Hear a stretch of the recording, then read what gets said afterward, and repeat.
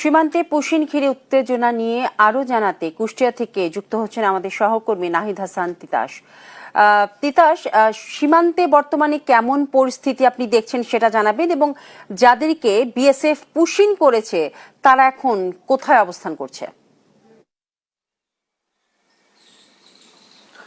বিপাশা, গতকাল ভোরে বিএসএফ এর অবৈধ 4 জন নারী, 4 জন পুরুষ এবং 4 জন শিশু যে অবৈধ পুশিং এর ঘটনা ঘটেছে কুষ্টিয়ার দৌলতপুরের প্রাগপুর সীমান্ত দিয়ে, এই ঘটনার পর থেকে কিন্তু কুষ্টিয়ার দৌলতপুর সীমান্তে টান টান উত্তেজনা বিরাজ করছে এবং বিজিবির পক্ষ থেকে কিন্তু টহল বৃদ্ধি করা হয়েছে এবং এখানে বিজিবির সাথে যারা স্থানীয় জনতা রয়েছে তারাও কিন্তু এই পুশিং এর প্রতিরোধে মাঠে নেমেছে। আপনাকে একটু জানিয়ে রাখতে চাই, আমি গতকাল ভোরে কিন্তু বিজিবি 12 জন নারী পুরুষ সহ তাকে পুশিং এর চেষ্টা করে এবং সাধারণ জনতা যখন দেখে ফেলে তখন বিজিবিকে খবর দেয়। এরপরেই বিজিবি সদস্যরা কিন্তু যে 12 জনকে পুশিং করা হয়েছিল, বিজেপি তাদের পুশব্যাক করে সীমান্তে শূন্য রেখায় পাঠিয়ে দেওয়া হয়। এখন পর্যন্ত কিন্তু যারা এই 12 জন নারী পুরুষ এবং শিশু তারা কিন্তু শূন্য রেখায় অবস্থান করছেন। গতকাল থেকেই বিজিবির পক্ষ থেকে বারবার কিন্তু আমন্ত্রণ জানানো হয় বিএসএফ কে পতাকা বৈঠকের জন্য, কিন্তু তারা গতকাল পর্যন্ত কোনো সাড়া না দিলেও আজকে 9:30টার সময় কোম্পানি কমান্ডার পর্যায়ে একটি পতাকা বৈঠক অনুষ্ঠিত হয়েছে। এই পতাকা বৈঠক অনুষ্ঠিত হলেও কিন্তু এখানে কোনো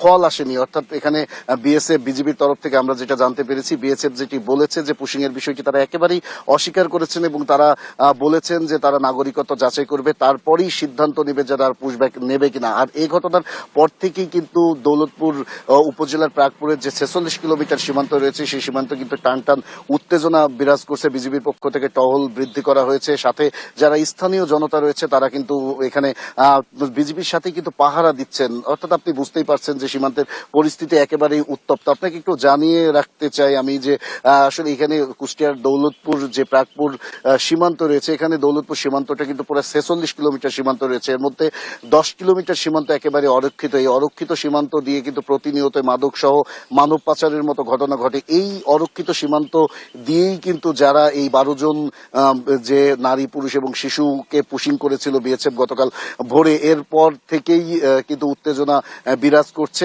এখন পর্যন্ত আমরা যতটুকু জানি এখানে 12 জন নারী শিশু যে প্রাগপুর সীমান্তের 148 নং যে পিলার রয়েছে সেই পিলারের শূন্য রেখায় অবস্থান করছেন এবং এখন পর্যন্ত কোনো ধরনের কোনো সমাধান কিন্তু আসতে পারেনি বিএসএফ এবং বিজিবির পতাকা বৈঠকের মাধ্যমে। তবে বিজিবি আমাদের যেটি জানিয়েছে যে এখন পর্যন্ত তারা এই সমস্যা সমাধানের জন্য প্রক্রিয়া চালিয়ে যাচ্ছেন। এই ছিল কুষ্টিয়া থেকে পুশিং নিয়ে আমার কাছে সর্বশেষ খবর। বিপাশা।